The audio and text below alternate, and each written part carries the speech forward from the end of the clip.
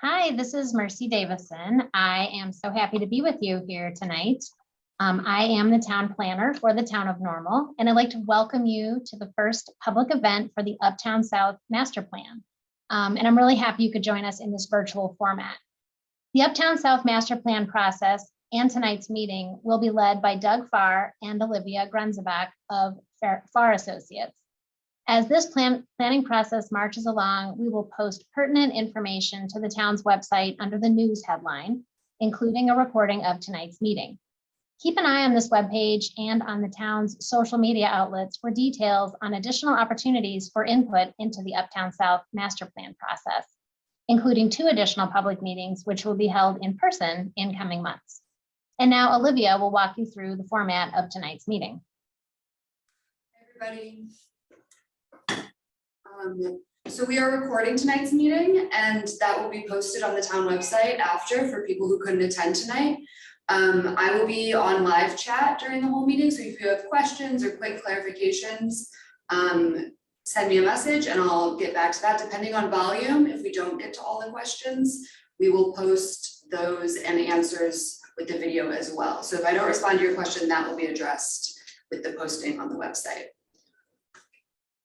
And that is all technically, so we can begin. Let me share screen and get the presentation pulled up.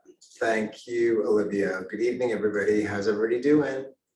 Wish I could see some faces because I'm sure there would be some familiar ones. Anyway, Doug Farr, and honored to be working in the town of Normal. And oh, there's some faces. Hey, everybody. So we're excited to talk about Uptown South and give you a little background on the project. Why are we doing this? Its status and timeline related to other projects, notably the underpass. And then tonight has really sort of 2 things we hope to accomplish. One is to brief everyone on the results of the survey that we took last month. And if you took the survey, could you say so in the chat or raise your hand or whatever, how we communicate virtually, but we got a very good turnout and a lot of feedback. So eager to share that. And then the second thing is we have 3 just sort of strategies. It's not a plan yet at all, but it is to get the gears turning for when we are in person for our in-person charrette. So 3 different ways to create a special space. So without further ado, I'll get started and shoot any comments or questions or concerns to Olivia in the chat. So here we go.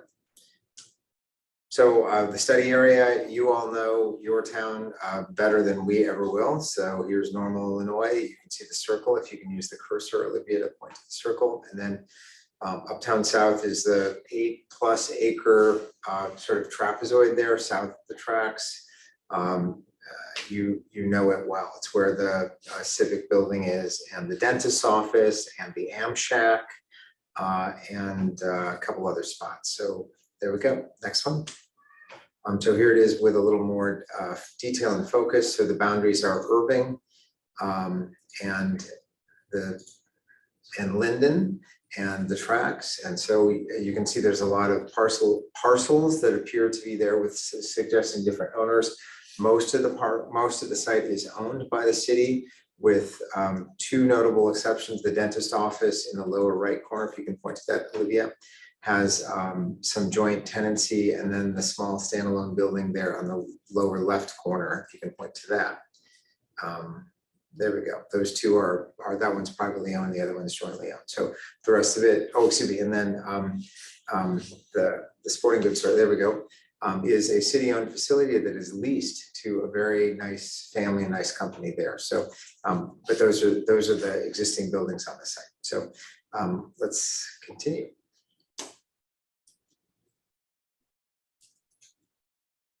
Taking a minute. So here we go. So here's an aerial view of the site, and you can see it's the kind of classic view from the south.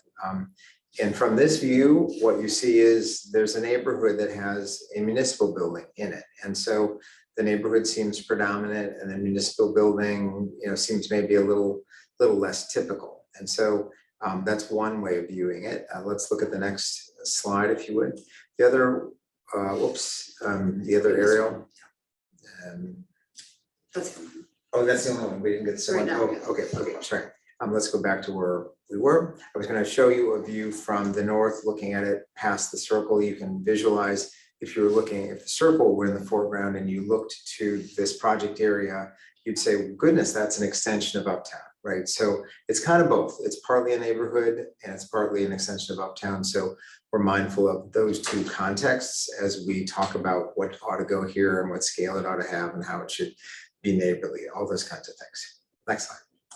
So here's the 2015 plan we called Uptown 2.0. And so it was done 7 years ago. It was done certainly pre-COVID and let me say pre a couple other things, Rivian being probably the biggest one, which has been, I think you could all appreciate it again better than we, a game changer for McLean County, for the economy of Normal. And it's driving job creation, it's driving people moving to the county and to Normal for jobs at Rivian and all of the sort of support services and so on that support Rivian. So the numbers are eye-popping. There's a kind of instant demand for housing in the region. Lots of people commuting long distances and many minutes per day to get to good jobs in McLean County. So that's maybe the biggest thing that's changed. And then the second biggest change, next slide, is the suggestion we had made in 2015 for an underpass as a method of connecting Uptown to Uptown South was just a paper idea in 2015.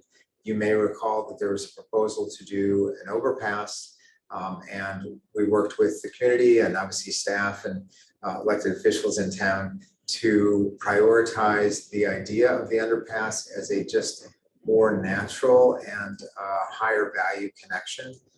The town did amazing things and worked with partners in Washington and Congress and so on to get the funding to build the underpass. And so it's a real deal. It's a go. And so you can see here this sort of timeline, the schedule of events. So March 31st, 60% plans were submitted to the town. September 1st, 90% plans. And those are kind of funny little percentages that probably don't mean much to any of us other than to say it's advancing. And then end of the year, final plans, specs and estimates. And so the plan is basically 2 years after that, the underpass will be substantially complete. So given that timeline, it is not too soon to be doing this plan for what comes next. Once the world has changed and Uptown South is connected to Uptown through the underpass, a lot of the things we're talking about and the opportunities will extend to Uptown South. Next slide. It's loading. This must be a big graphic. So hopefully this timeline and narration makes sense so far. There are some folks, I think, just while we're waiting for the computer to comply, are asking, what do we need this project for? We just did that. And I can't stress enough how when the economic fundamentals in a community change, as they have with Rivian, the market changes, what is possible changes.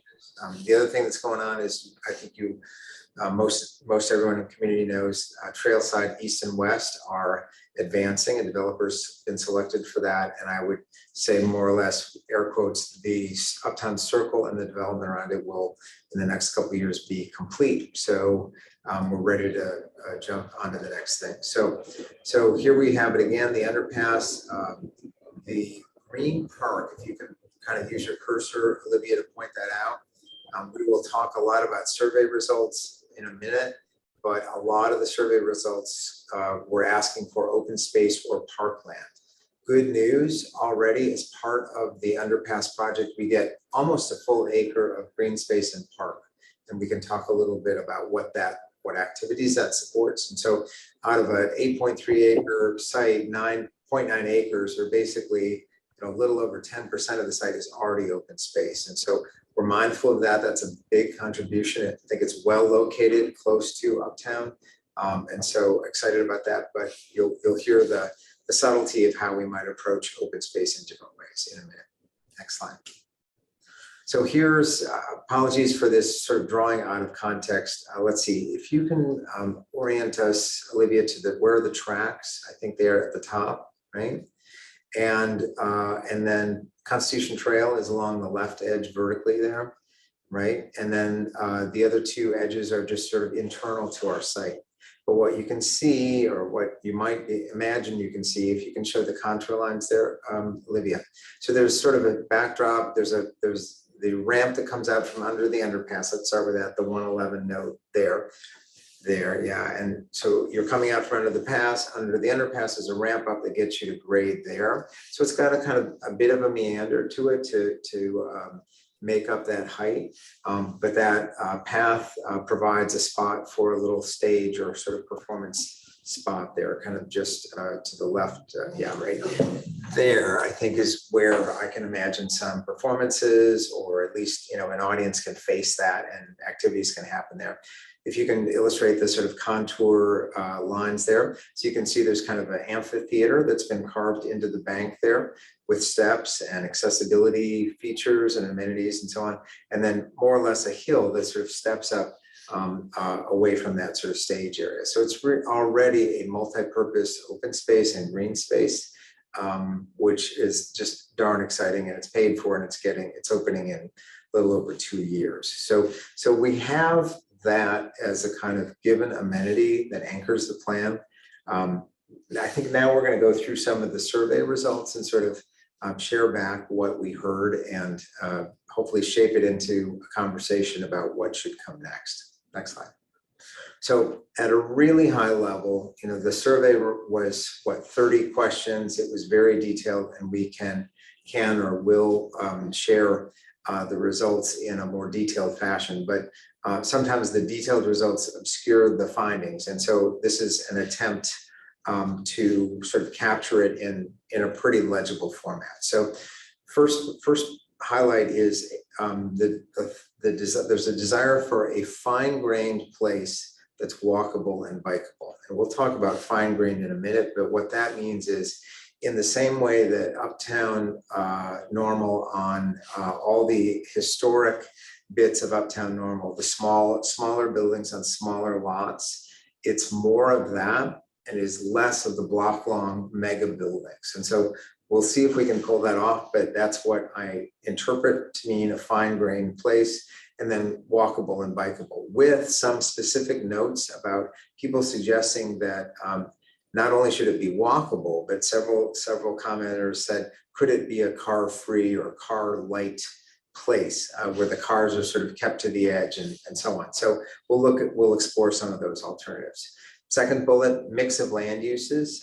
You'll see there's survey results. There are some folks that said mix of land uses emphasizing commercial, mix of land uses emphasizing housing. So, you know, I think housing is clearly an absolute winner in terms of there's market demand for it and not enough supply. So anyway, but a mix of land uses for sure.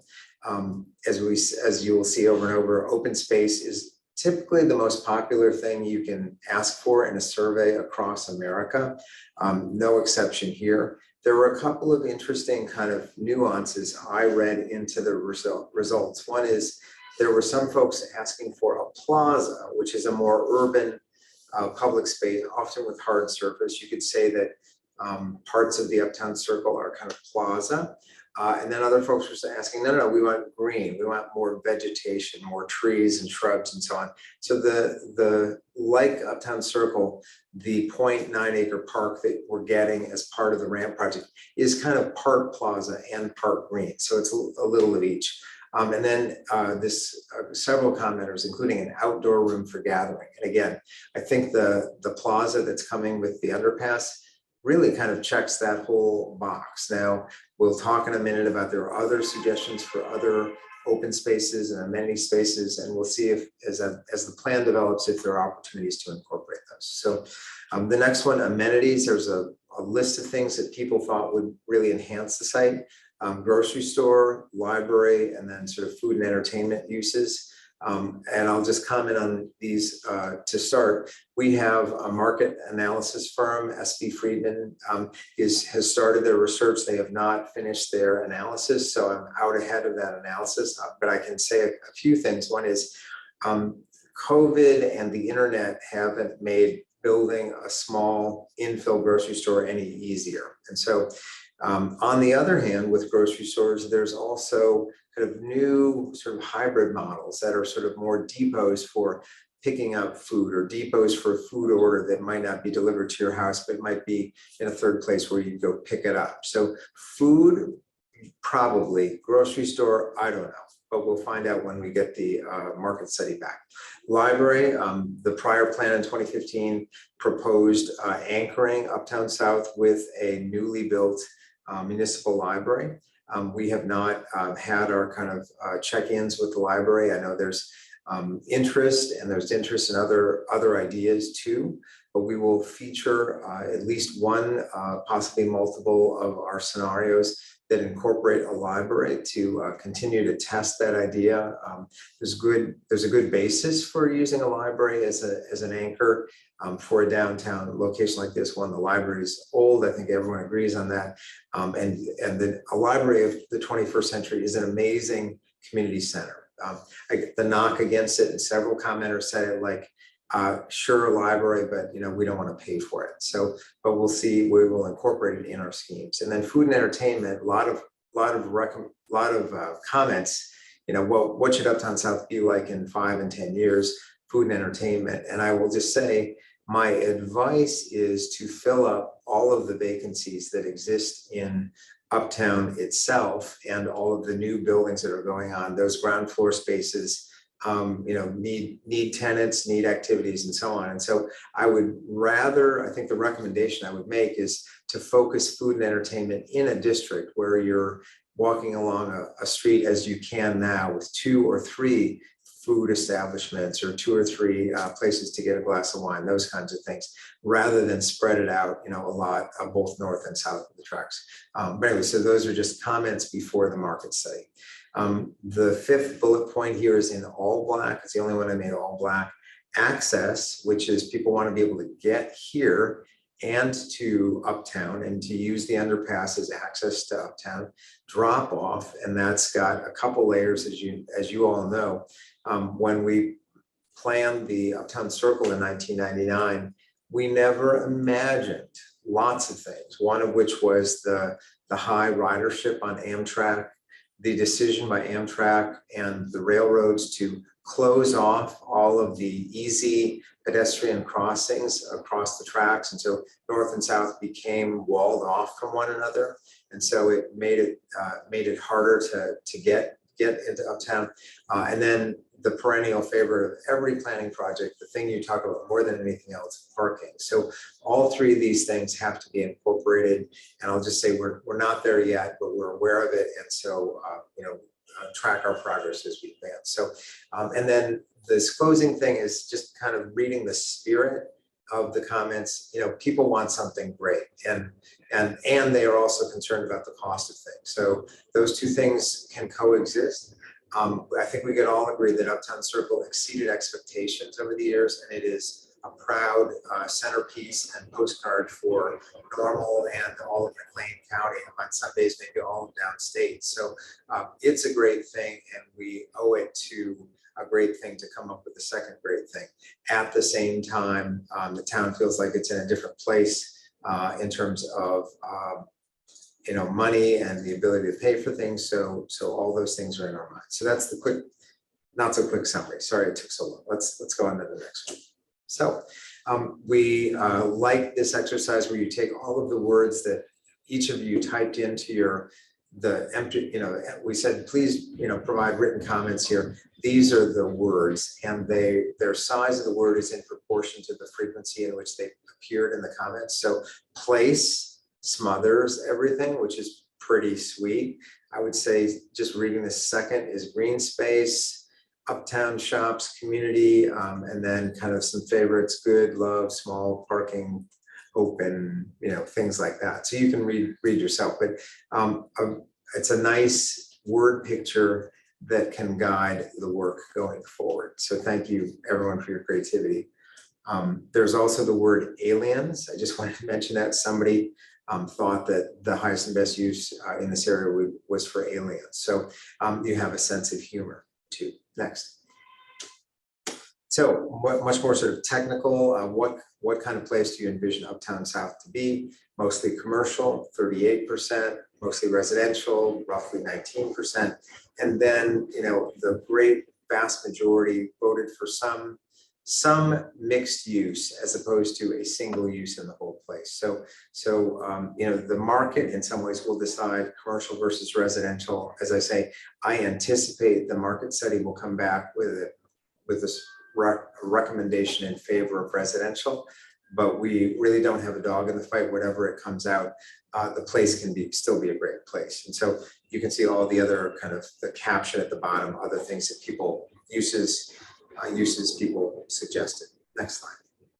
So, and then we offered sort of 2 amenities that you could pick: grocery store, restaurant, retail, and other. And so the kind of grab bag of offering in a survey a list of amenities is always fraught, in the sense that on one hand, we want to hear what people think and want and their vision. On the other hand, we can't necessarily deliver what the amenities people pick. And so we've already talked about grocery store. My recommendation would be restaurants and retail should be concentrated north of the tracks rather than be allowed to spill out. And I think honestly, if I had to guess, some of the folks that answered the survey weren't just answering on behalf of Uptown South, they were answering on kind of the total experience of Uptown being a place that had, you know, restaurants and shops and things like that. So, but anyway, we heard you. Next slide.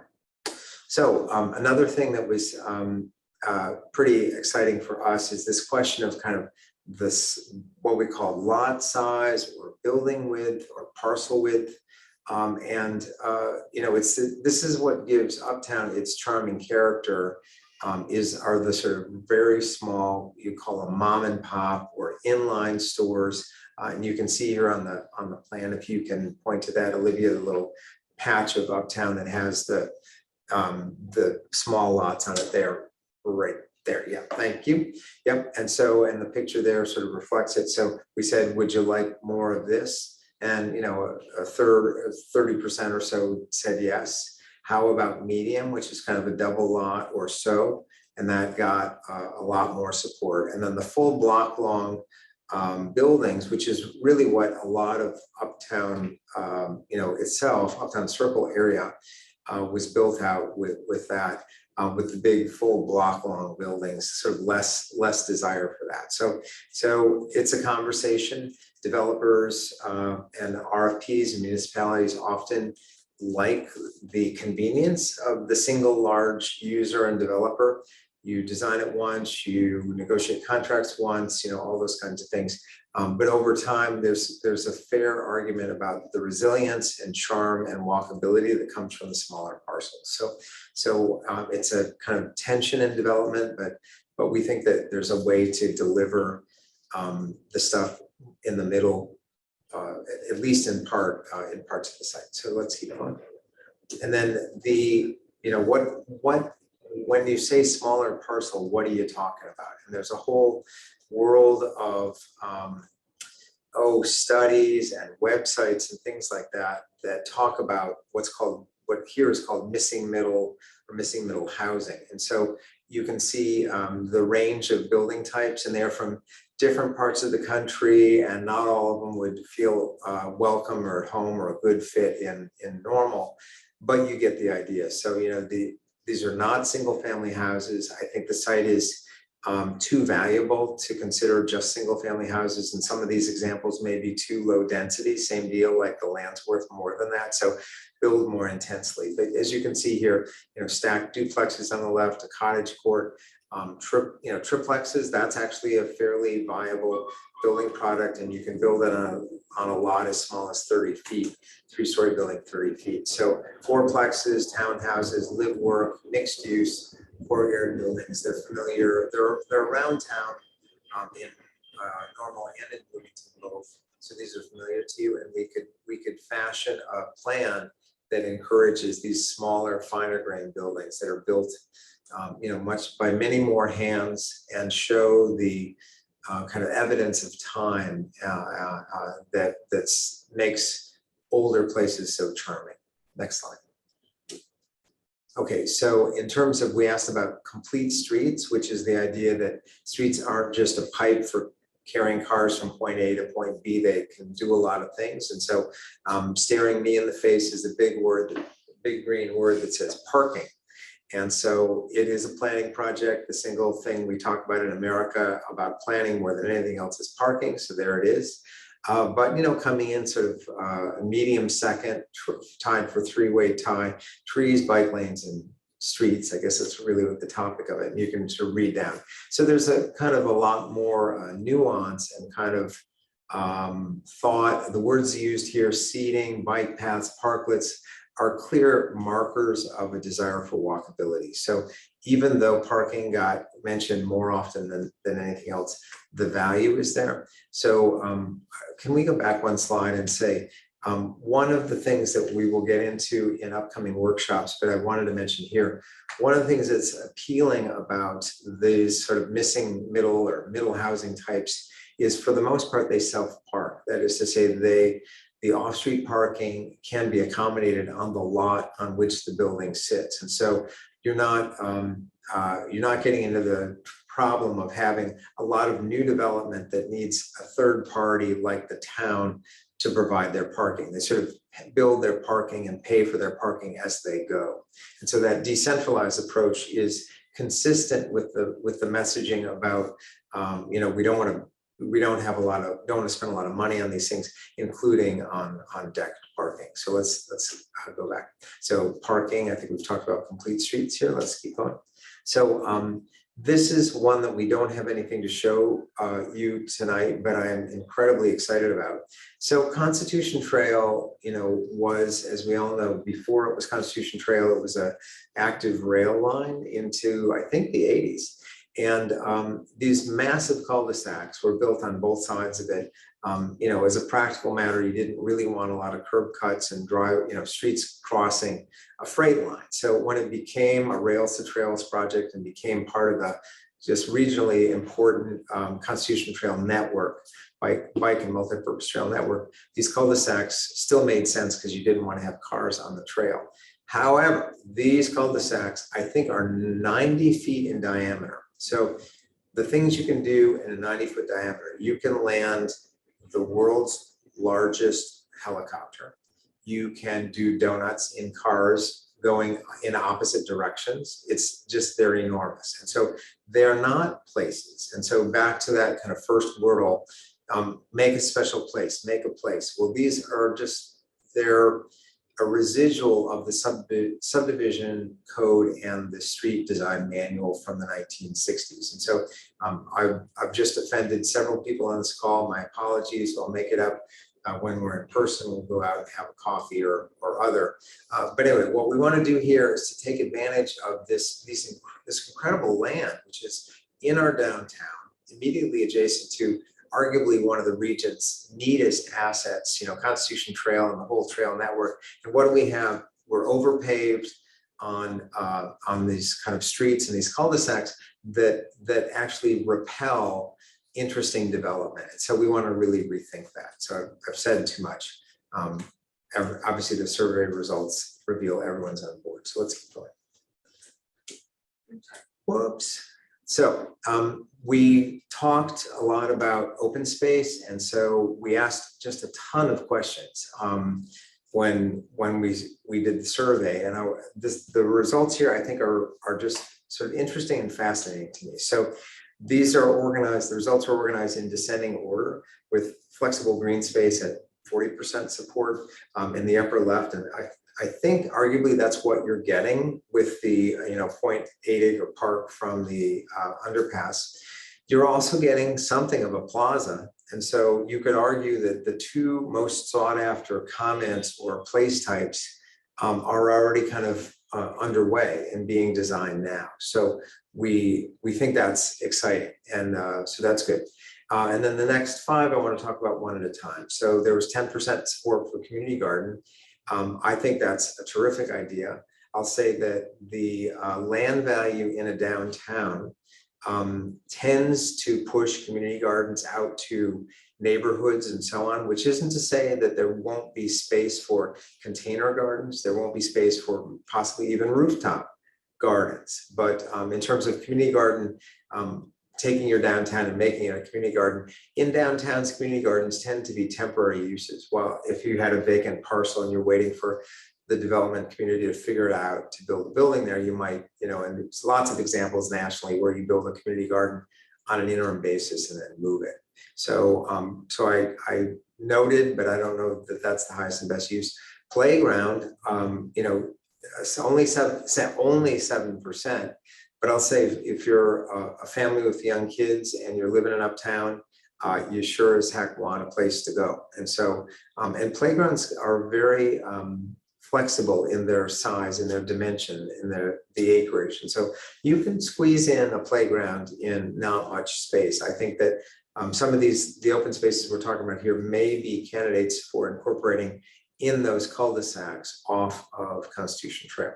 So playground, dog park, urban living for if the buildings in a downtown permit pets in the buildings, then a dog park makes an awful lot of sense. There are large, there are small. The issue with them is like maybe more than many of the other park types mentioned here, they do require maintenance. And so it is not, I don't casually draw a dog park without having a fair amount of interaction with the park district or whatever entity might maintain that park. So, but noted with interest. Water feature, this is a natural given Uptown Circle and the beautiful job that it has done for 15 years filtering water and delighting children and adults alike. So we unfortunately the park that is incorporated as part of the underpass did not has not yet incorporated a water feature, and I don't believe it will.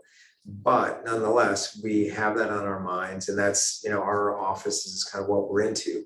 So we'll look for opportunities for that. And then finally, tot lot, which is arguably a cousin of a playground, again, can be just a great thing. And one use that might actually be a good use for the south side of the tracks would be a daycare center. And so, a tot lot and daycare center could travel really nicely together. Even though it's the smallest request at 2.72%, it might just be kind of a cool thing to do. So anyway, those reflections on what you've shared, let's keep going. Environmental sustainability. Again, for those of you who are not on the convention circuit, conference circuit, lecture circuit, whatever, in the last 15 or so years, Normal has gotten a reputation nationally as a really with it place on environmental sustainability. And so we asked this question, and guess what? This would be the third big word after places, parking, and trees. So trees are towering over all the other words, he remarked. And so trees and lots of trees. And so you can read all the rest of this out. But there's also a lot of sort of thought here, electric vehicles, charging stations, energy efficiency. So that it's a well-rounded set of comments about environmental sustainability. We will flag and promote pretty much everything on this list. There's no reason not to. And the implementation of a plan, as you know, unfolds over many months and years and sometimes even decades. And so, our plan will say all the right things, and then it'll come down to the town and their development partners to actually do these things. But I think that I'll just put in one plug. So there's, Rivian has really brought an awareness to McLean County of the viability of electric vehicles. In our practice, we are now designing only all electric buildings. And so buildings that don't have fossil fuel connections. And so it's suggested here, but not named. And so we'll be making that recommendation unless there is some objection not to. But exciting set of words here next. So that is that. Are there any, let me pause and say, are there any questions in the chat or comments or anything? No, not really. Is anyone still online? Oh my God, let's just, I can see them. there's some people out there. Good. So you're very polite and I've droned on. So I apologize for that, but it was a really good survey. It is helpful, and thank you. So what we wanted to do was to just, I think we can do a chat kind of thing if we get to that point. Where they can speak. Yeah, people can speak. Hey, it's like a real meeting. So what we've done here is taken all of the comments that you just provided, that you want a special place. It is a compliment. It's not a copy. It's a compliment to Uptown Circle. It's different. You come out of the tunnel, you arrive in this green space, and then we're thinking about how do we place the first building. And the three choices we're going to offer you here, which are, I think, Cloister, Plaza, and Square, sort of illustrate different ways of addressing public and public space, and how it's defined, how much of the site is open to cars and car traffic, things like that. And I should just say, as a preface, it's our recommendation that the number of points of conflict between Constitution Trail and the jogging, walking, bike traffic on it and vehicles be kept to a minimum. And so in options 1 and 3, you'll see in a minute, the only vehicles we envision being able to sort of cross one side to the other would be emergency vehicles, principally police. For as long as the municipal building is there, the police have an interest in being able to travel westbound on short notice. And so we think that's fair, but we would not think of it as a through street for everyday traffic. So, but option 2 does do that. So we have a street that sort of connects across. So it's another sort of point of, I hope we can discuss. So let's see, we'll look at these all at one time, or one at a time, excuse me. So the first one is what we're calling the Cloister. And let's see if you can use your cursor to just orient people. So first of all, the Amtrak tracks go east to west. So right there you go. The Uptown Circle, just put that. The underpass goes there, and then you can see the kind of question mark shaped ramped path that comes out from the underpass. And so, and then the green space that encompasses that park.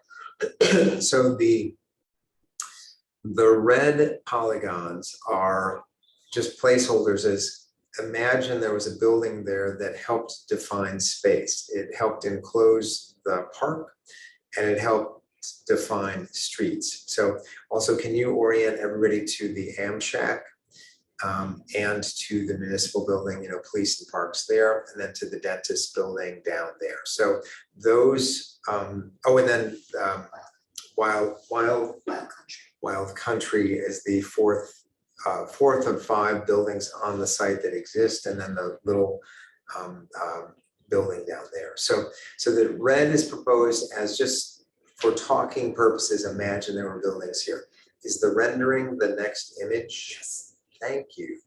So we're going to show you what the Cloister, just a silly, simple sketch of the Cloister next. So again, to orient you, the circle is lower and to the left. The tracks are obviously in the foreground. Can you show the ramp coming out from underneath, sort of serpents up and wraps around and so on, right? So and then the suggestion of an amphitheater and so on. So this we're calling Cloister. And the idea here is that this would be a public park, and access to it would be principally on foot. So there would not be cars, driving along the edge of it. And so, for a concert or for quiet, or, just kind of a very, cloistered is both a noun and a verb. So a cloistered space. So the buildings would actually face the public space directly, and then we could have numerous building entries. You can see that arched sort of opening there Olivia, as an example of kind of a cut through in a building that would allow you to pass through that building and get into the park. And it's not unlike, and I don't remember the ISU campus. I know there's a quadrangle, but I don't remember if it's as cloistered as some universities are. But anyway, so a sort of a tight option where cars are kept away from the plaza. That's what this option illustrates, cloister. Next. So the second one we're calling square. And so in this case, we are running a street. Olivia, if you can sort of move your cursor. So the name of that street that comes in is called what? Okay, we will label that street the next time. And but anyway, you can see the street basically wraps around two sides of the square and has a kind of leg that comes down and connects down to Phoenix. And so the buildings are across the street from the square. Okay, and as I said earlier, this one has vehicle crossings across Constitution Trail 2 times. If you can point this out, one there and then further south, and that one, as we say, we recommend would be limited to emergency vehicles. And so, but anyway, this allows for through traffic. It allows for the green space or plaza to be very easily accessed on foot, on bike, and by car. And so if in the first one, you get the chirping of birds and quiet and all of that. Here you definitely have, vehicular traffic and all of that. And the same as is true now in Uptown Circle. So, and let's look at the rendering here of the square. So again, sort of simple drawing, but you can see the street, if you can please travel the cursor down the street. So, these geometries have to be checked. The buildings aren't really designed, all those kinds of things, but you can visualize what kind of space this would be. Needless to say, there's lots of detail on landscaping, trees, street trees, and things that aren't shown here, just to make the case. But if your vision of this park plaza or plaza green, whatever you want to call it, is one that is, visible from a car, accessible by driving straight to it, kind of in plain sight for as many the clear observation of many people as possible, this is something you might like. And then the third one is one we're calling plaza. And so this one is a little probably harder to visualize, but the gist of it is it's meant to be kind of a half of one, half of another, kind of a 50-50 answer. And so there's a street that comes in off of Linden and at the north, and then it exits down at the south at Phoenix. Okay, so you can come in. You see those green little squares there. We've all been to, or all seen pictures, of plazas in Europe. It's not unlike the Circle, but it is a lot less. The green space is a lot smaller in proportion to the plaza that it sits in. So, so this would have vehicular access for drop off and things like that on one corner of the green space, and then clamp it down again to the south and to the west, so we are not introducing more vehicular conflicts with Constitution Trail. So it's kind of half quiet and half accessible. So it's really is the 50-50 answer. Let's look at the next rendering. And so this is imperfect. It's just a cartoon sketch to get us going, but you can see that some of the buildings are built tight to the square the way the cloister is, and then others of the building are held back to define the public space in the squares. And there's some vehicular directional enhancements we would want to have here to make sure that vehicles know to go the right way around the Circle, and splitter islands and things like that, like you have in the Circle today. So anyway, these are, I would say the details of what we're showing are less important at this stage. But what I was hoping was these pictures and these choices, and they're I think we have a survey question for you, after the discussion about like, should we knock off any of these schemes? It's like, that's just a bad idea. Please don't, give that any more oxygen. But I wanted to have a conversation based on these three. And so at this point, I'd like to open it up. And is there a way to do this? Are they posting things, or how do they, once you post something, if you unmute and speak. Yeah. Yeah, so this is kind of open-ended here. We've got about 15 minutes left in the meeting, and what we're after is sort of comments, and to get a conversation going, we will be down for a live charrette. And is that scheduled, Olivia or Mercy? So what month is it likely to be? Is it September. Probably September? So we'll see you in September, as they say. Back to school, back to work. So, but let's get a conversation going. Yeah, if anybody wants to ask a question or comment, if you could just shoot me a message and then I'll unmute you. Or if you have your video on, if you just wave, I can see you.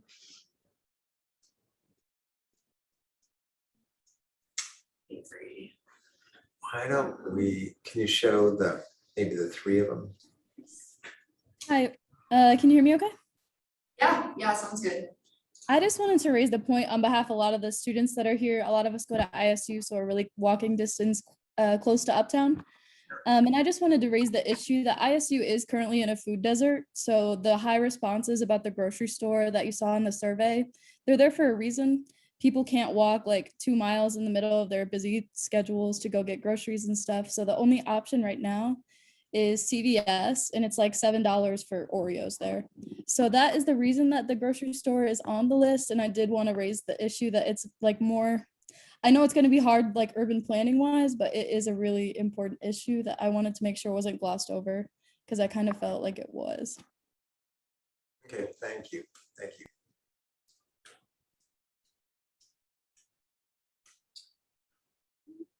Patrick, 1 second. Yeah, hi. So thank you so much for allowing this time for us all to come speak. I'm going to reiterate something very similar to what Avery just said.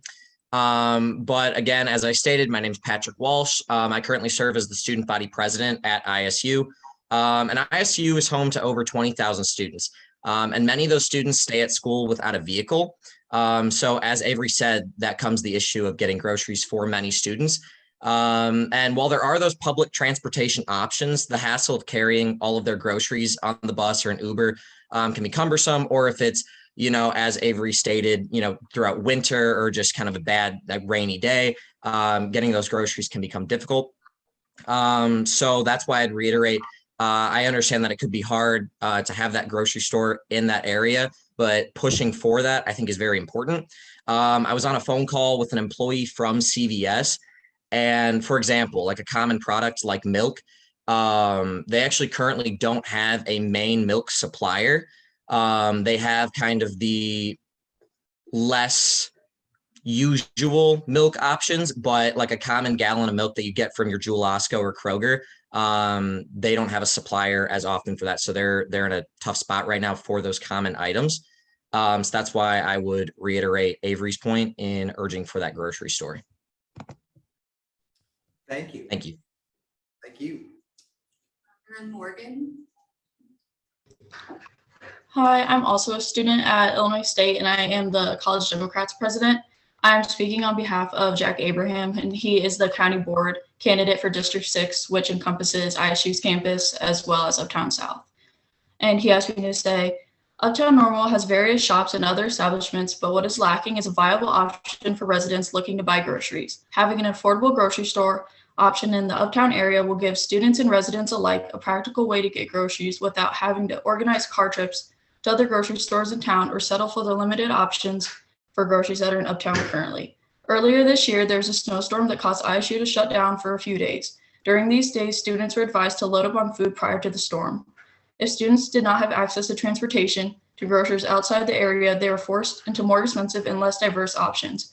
We needed a cost-effective grocery store in the Uptown area, and this project would be perfect for that. And so, yeah, we're just reiterating the same point, is that a grocery store is extremely important for the students of ISU and the residents close by in Uptown South. Thank you. I love that you're all showing up. Thank you. And then Tony, did you have your hand raised? Is that what I'm seeing? Yeah. Is my mic working okay? Yeah, we can hear. All right, that's cool.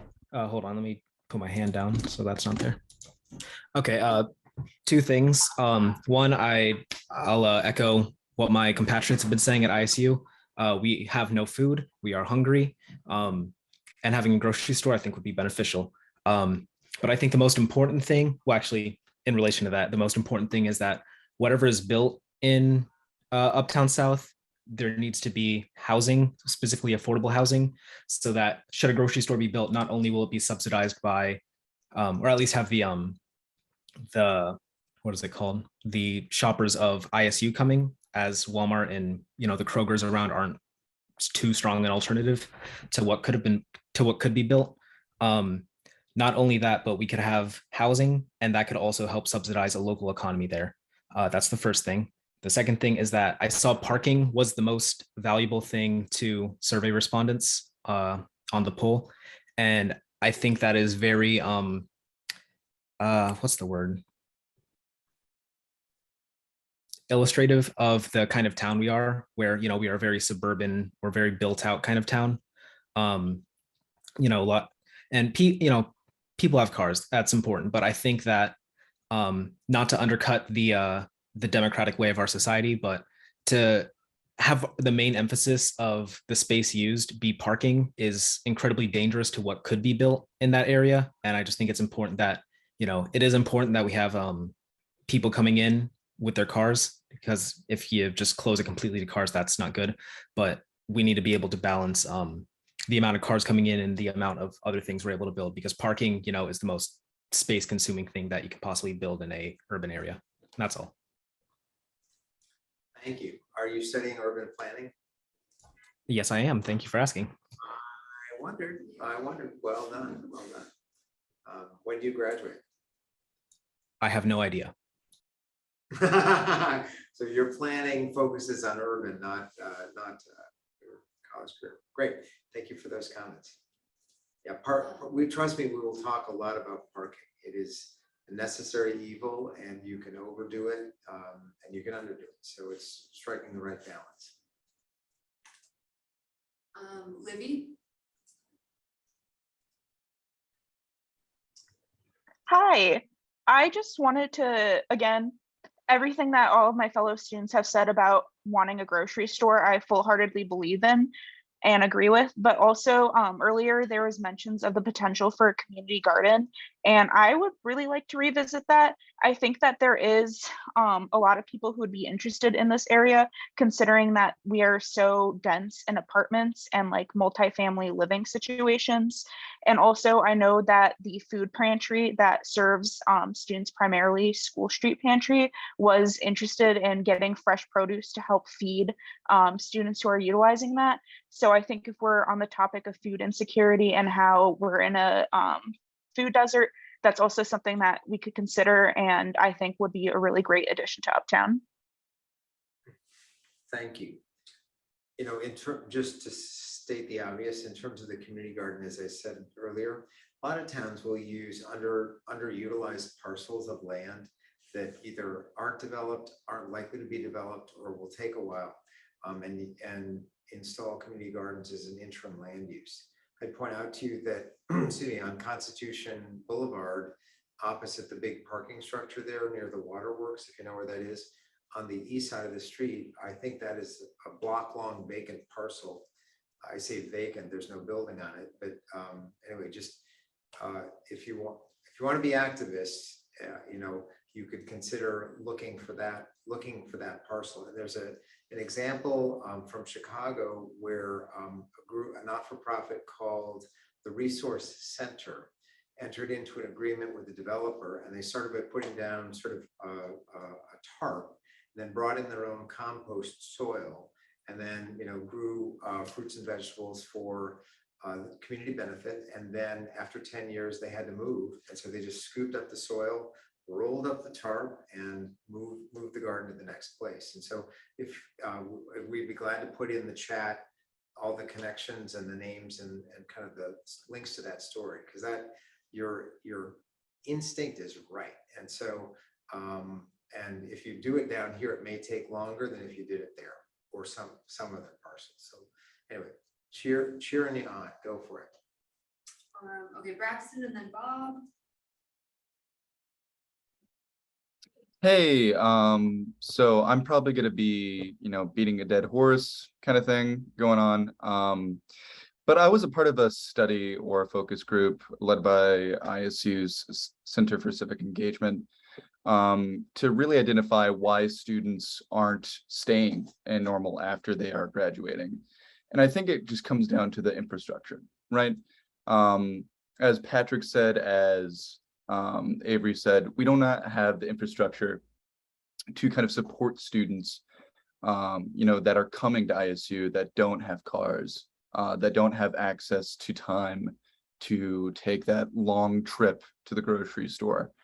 So I just wanted to just say that if we want to keep students here, if we want to have students stay here throughout the entire process after they graduate, I think it kind of starts with the kind of the infrastructure and having kind of the grocery stores and having available access to these amenities. So yeah. Thank you. Thank you. Bob. Hi, everybody. I'd like to say thank you and congratulations to the leaders in the town of Normal for bringing this project about. It's really exciting and promising and will be a huge benefit to the town in about a dozen ways. And thank you to Doug and to Farr and Associates for bringing it to life before our eyes during this session. I'll briefly say that I strongly agree with those who have spoken before about the importance of addressing the food desert situation and, of course, affordable housing. But I'll talk briefly about a different thing, which is how exciting it was for me to see the cloister design, because as I have experienced however many years we've had now of living in the new Uptown Normal, the prospect of having a shelter, a sanctuary from automobile traffic is very uplifting to me. I think most motorists are really responsible and careful, but we all know that every time you cross the street, you're potentially taking your life in your hands. We've had many pedestrians and bicyclists killed by motorists here in Normal, as we have everywhere. So for me, the cloister was really exciting just because it's, there aren't very many sanctuaries from automobile traffic in the current Uptown, on the north side of the tracks. And so I think it's appropriate for us to look seriously at providing that on the south side. So thanks for coming up with that idea. Thank you, Bob. Then Hannah Johnson, your label. Hey, this is actually Seth Wheeler. I'm using Hannah's phone. Mine's out of batteries. I'm a lifelong resident of Normal. I also owned and operated a business uptown from 2015 to 2018. And I would like to speak on the idea of large sort of monolithic developments versus small parcels. It was addressed sort of at the beginning of the presentation. I think when we look at Uptown and we look at the success of Uptown, we have to look at what the stores that have anchored the retail, the restaurants that have anchored Uptown and that have brought it much success. You have places like Acme Comics, North Street Records, Waiting Room Records, the Garlic Press, places that have been, my store, Babbitt's Books, places that have been Uptown for many decades, that existed in, 900 square feet, 1,000 square feet. And then we look at other alternatives, one Uptown Place right now, 6,800 square feet that has remained unrented for years and years and years. That was previously just a hole in the ground. We've waited on Uptown, or we've waited on Trail East, we've waited on Trail West, and development has languished there.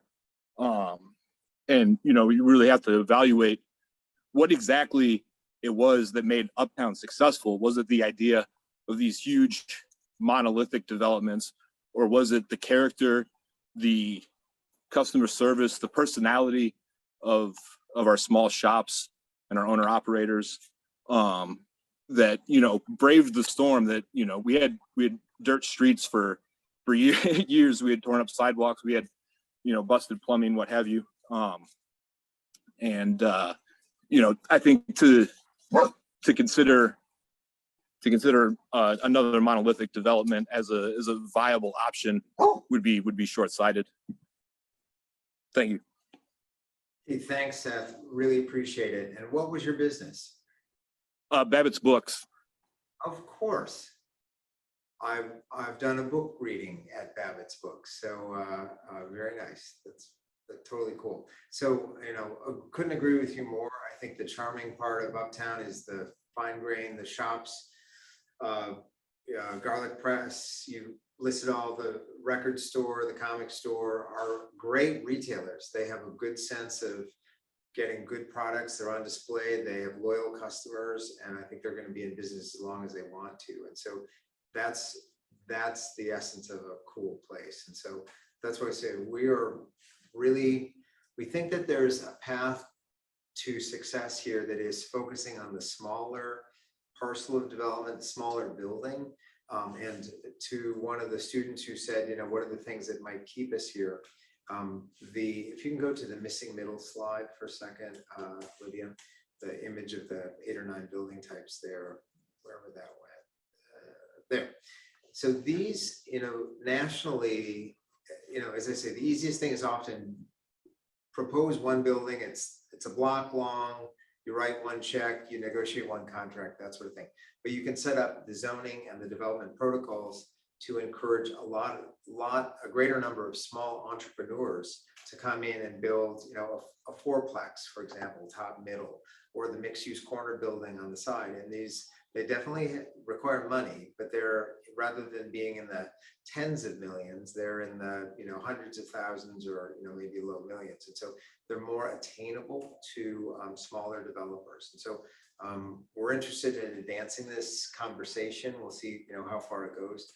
But when you do that, when there's say like 6 buildings on a block rather than one, the buildings are all owned by 6 different people.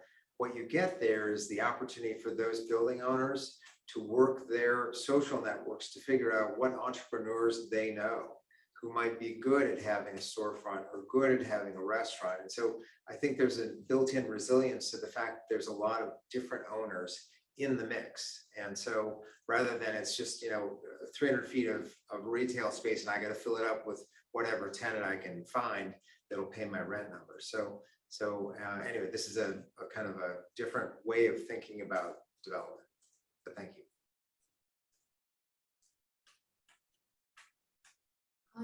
That's everyone I see with their hand raised. Beth Wisman wanted to address the drop-off lanes and just discuss that briefly, although they're not detailed in these drawings. But that is something we would need to go into more detail with as plans progress. Yeah. Beth, are you there?